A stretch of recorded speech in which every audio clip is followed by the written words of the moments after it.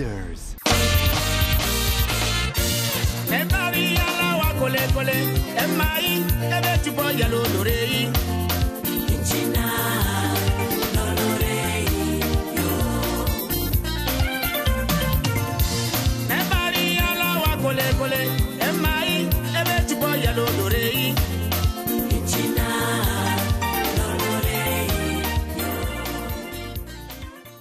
Ambassadeur Zertrudis Nsang Ndong Suga, vous êtes ambassadeur de la Guinée équatoriale en Tunisie, premier ambassadeur de ce pays ami depuis l'ouverture de l'ambassade à Tunis en 2018.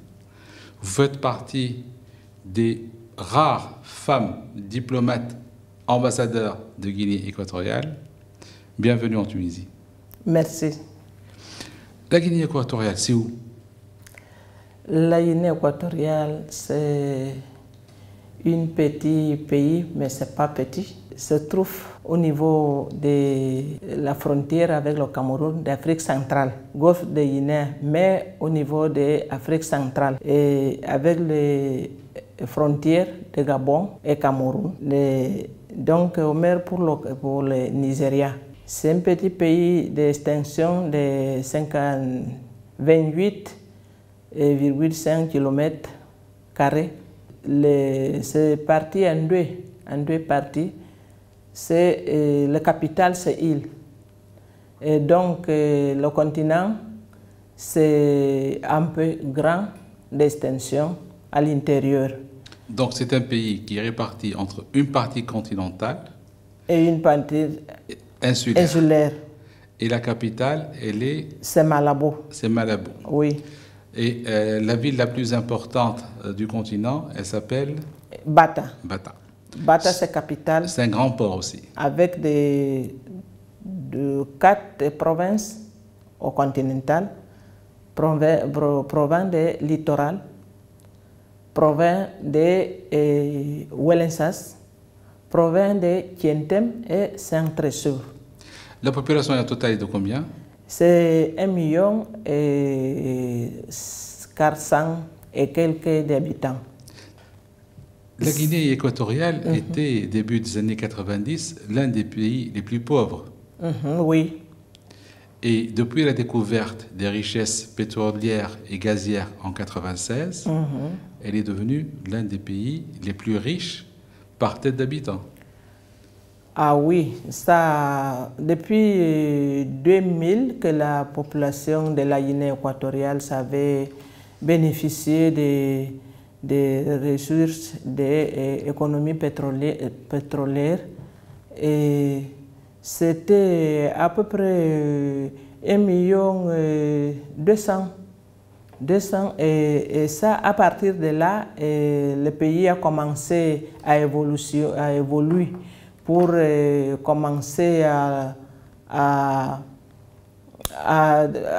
développer pour le gouverneur entre la construction des infrastructures, la formation des ressources humaines et la construction comme l'aéroport, comme le port aussi, et comme les grandes infrastructures, cet équipement pour les hôpitaux de province. Et à partir de là, la Guinée équatoriale, elle a devenir, avec les bonnes gestions de M. le Président Obiang-Ndiema Bazogo, avec des savoirs à faire. Vraiment, on a démarré avec l'économie de notre pays. La Guinée équatoriale est devenue comme le petit paradis. Et vraiment, le pays se trouve maintenant avec les gens capacités en termes de techniciens. Tout à fait. Au niveau de tous les départements. Et pour ça, la formation des gens, les femmes, il était un peu derrière des hommes au niveau de la formation. Excellent. Mais vraiment... il y a combien d'étudiants équato-guinéens en Tunisie? En Tunisie, se trouve maintenant 45. 45 étudiants. 45, oui.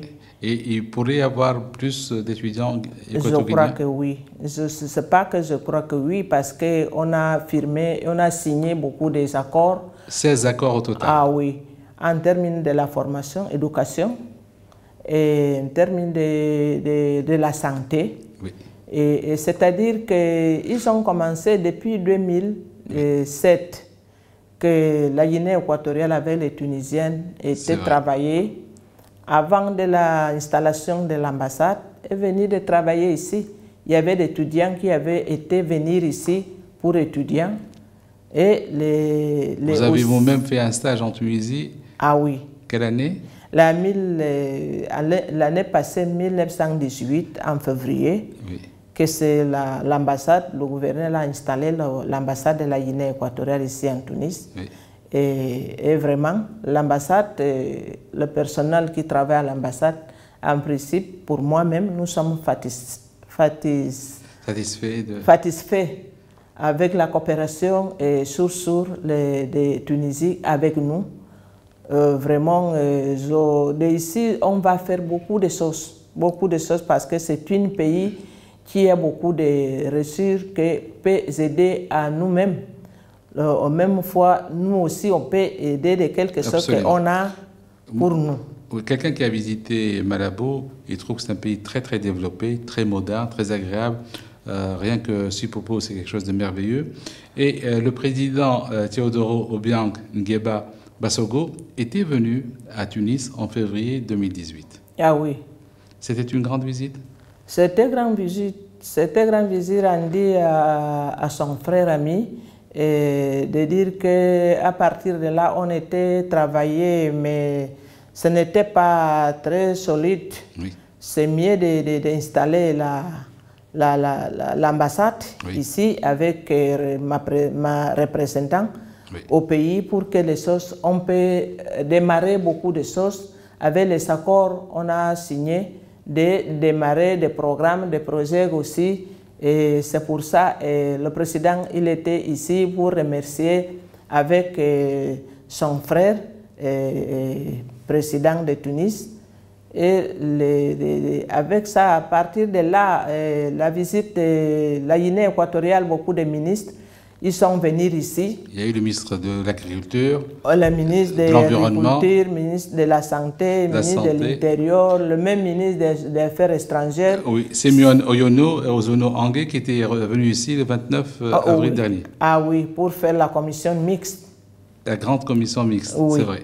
Alors, Madame l'ambassadeur, il y a des Tunisiens en Guinée équatoriale, à peu près une quarantaine, dont la moitié sont des médecins de très haut niveau. Est-ce qu'il y a des perspectives pour que des Tunisiens soient chefs d'entreprise, soit des médecins, ingénieurs, autres qualifications, puissent travailler en Guinée équatoriale ou investir? Ah oui, c'est pour ça, en principe, vous connaissez que c'est le président tunisien, il avait ouvert la porte pour tous les Équato-Guinéens qui peuvent venir sans visa.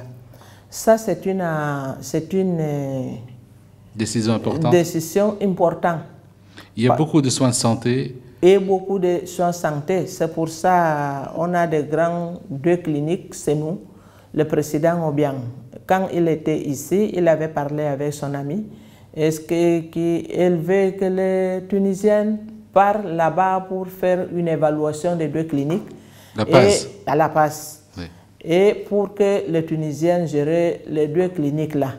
Ça a été fait. Ça a été fait. Les rapports ont été remis. Et maintenant, les deux pays vont rester pour voir comment on peut démarrer de la situation là. On peut investir en Guinée équatoriale, on peut créer des entreprises. On peut ah oui. Et les spécialistes, depuis que j'ai venu ici, j'ai visité beaucoup de cliniques. Je trouve qu'il y a beaucoup de spécialistes qui sont ici, qui peuvent nous aider au pays pour traiter les gens. Parce que je crois que l'année là, on a enregistré plus de 100 malades qui viennent ici. Évacués sur la Tunisie. Ah oui. 100 patients oui. équato-guinéens qui ont été orientés vers la Tunisie. Oui. Oui. Oui.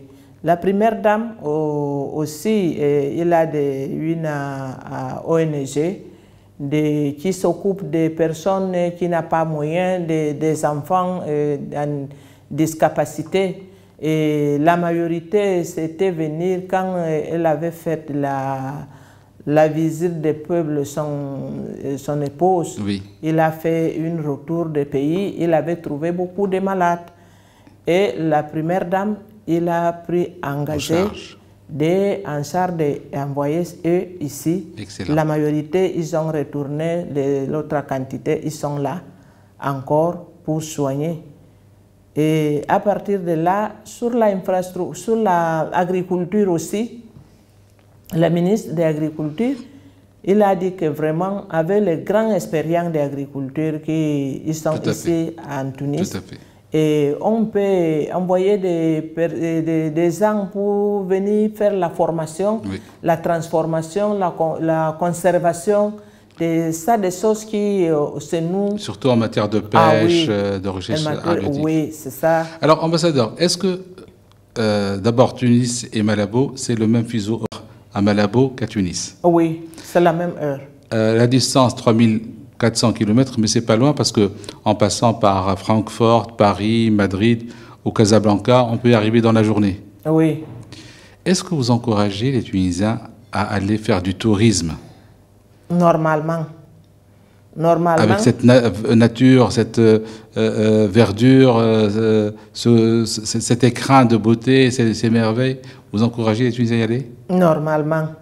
Pourquoi le ministre de l'Aviation aussi, il était ici, il avait dit, Monsieur le Président, vraiment, c'est mieux de faire une visite au pays tunisien avec mon homologue de là-bas pour signer un accord de transport aérien. Parce que quand il n'y a pas de transport, c'est difficile de faire beaucoup de choses.